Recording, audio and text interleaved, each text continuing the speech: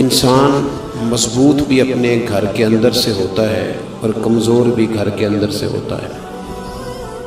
جو لوگ اپنے گھروں کے اندر مضبوط ہوتے ہیں وہ معاشرے میں بڑا انقلاب برپا کر دیتے ہیں۔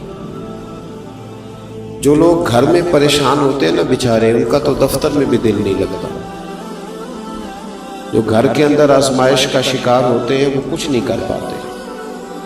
بہت سارے لوگوں کی موٹر سائیکل کی ٹکر اس لیے ہوتی ہے کہ وہ گھر سے پریشان آتے ہیں۔ بھلے جتنا مرضی کہے کہ میں نہیں گھر والوں کی باتوں کا اثر لیتا، لیکن گھر انسان کے ساتھ جڑا ہوا ہے۔ اگر وہ اپنے گھر کے اندر ماحول کو صحیح رکھنے میں کامیاب ہو جائے تو وہ ملت کا بڑا فائدہ کر سکتا ہے۔ ہمارے بہت سارے نوجوان بڑے بڑے باصلاحیت ہوتے ہیں، باشعور ہوتے ہیں، لیکن وہ بیچارے اپنی بیوی اور اپنی اماں کے جھگڑے میں ایسا الجھ کے رہ جاتے ہیں کہ ان کی صلاحیتیں دب جاتی ہیں، کچھ نہیں کر پاتے، ہر وقت ذہن پر وہی چیز سوار رہتی۔ اللہ تبارک و تعالیٰ نے ہمیں جو دین عطا فرمایا وہ بڑا خوبصورت ہے۔ وہ دین ہمیں مسجد میں آنے کا طریقہ بھی بتاتا ہے اور گھر میں امن قائم کرنے کا طریقہ بھی بتاتا ہے۔ ہم سمجھتے ہیں کہ مذہب اس وقت سٹارٹ ہوگا جب ہم وضو کر کے، ٹوپی پہن کے، جوتے اتار کے مسجد میں داخل ہوں گے۔ حالانکہ مذہب تو سٹارٹ ہوتا ہے ماں کی گود سے۔ مذہب سٹارٹ ہوتا ہے جب صبح آپ اپنے بستر سے اٹھتے ہیں، اور مذہب اتنی دیر تک آپ کے ساتھ رہتا ہے جب تک آپ دوبارہ سو نہیں جاتے۔ تو گھر کے اندر کا ماحول اگر درست رہے، گھر کے اندر کا، تو باہر بھی بہت ساری آسانیاں ہوتی ہیں۔ قرآن مجید نے کہا یا ایھا الذین آمنوا قوا انفسکم واہلیکم نارا، اے ایمان والو خود بھی جہنم کی آگ سے بچو اور اپنے گھر والوں کو بھی بچاؤ۔ خود بھی بچو اور اپنے… نیند آ رہی ہے ماشاءاللہ کافی سارے لوگوں کو۔ میں نیند سے اس لیے منع نہیں کرتا کہ نیند اللہ کی رحمت ہے۔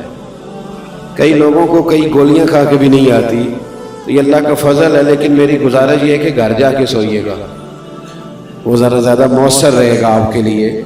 تو آپ تھوڑی دیر میری بات پہ توجہ فرمائیں۔ فرمایا یا ایھا الذین آمنوا قوا انفسکم واہلیکم نارا، اے ایمان والو خود بھی جہنم کی آگ سے بچو اور اپنے گھر والوں کو بھی دوزخ کی آگ سے بچاؤ۔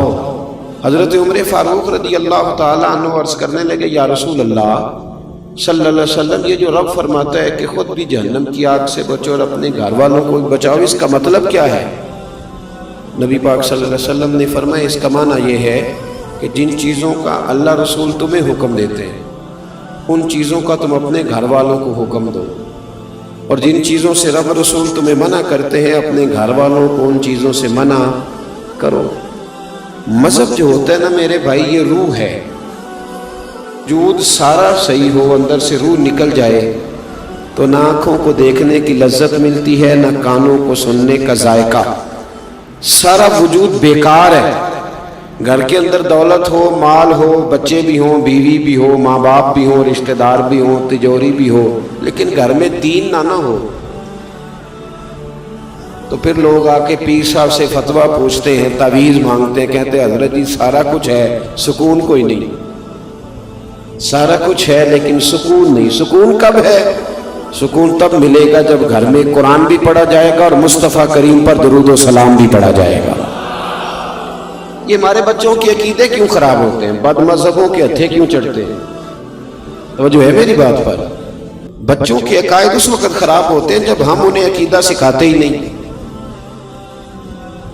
مولوی صاحب کی بات تو وہ اتنی سنے گا جتنی ہم سنتے ہیں، کیونکہ ہم نے بتایا ہوتا ہے کہ یہ مولوی صاحب ہیں، ان کو ہم 10,000 روپیہ ماہانہ تنخواہ دیتے ہیں، تو بچہ بھی سمجھتا ہے کہ چونکہ یہ 10,000 لیتا ہے تو 1 گھنٹہ اس نے جمعے والے دن بات کرنی ہے۔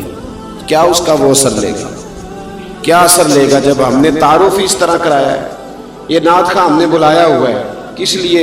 یہ 15,000 روپیہ لے گا، تو بچہ کہتے ہیں اس کی تو ڈیوٹی ہے، 15,000 پورا کرنا ہے اس لیے۔ یہ خطیب صاحب آئے ہیں، کیا کرنے آئے؟ کہتے 25,000 ایڈوانس لیا، تو بچہ اس کا کیا اثر لے گا؟ وہ کہے گا اس کا تو کام ہے۔ فلاں آدمی بڑے اچھے شعر پڑھ رہا ہے، تو بچہ کہتا پڑھنے نہیں، اس کے اوپر پیسے نہیں پھینکے جا رہے ہیں، ساتھ ساتھ ہی پڑھنے نہیں، اسی لیے تو پڑھ رہا ہے۔ میرے بھائی بچے کو اپنی گود میں بٹھائیں، اور جہاں آپ اس کو یہ سکھاتے ہیں نا کہ بیٹے پڑھ جاؤ گے تو پیسے کماؤ گے، जहां उसे ये सिखाते हो ना पढ़ जाओगे तो बहुत ऊंचे उड़ोगे, जहां उसे ये सिखाते हो ना ये हमारा घर बड़ा करीबी है और ये हमारा दुश्मन है, तो बच्चा 5 साल का भी उस घर में नहीं घुसता।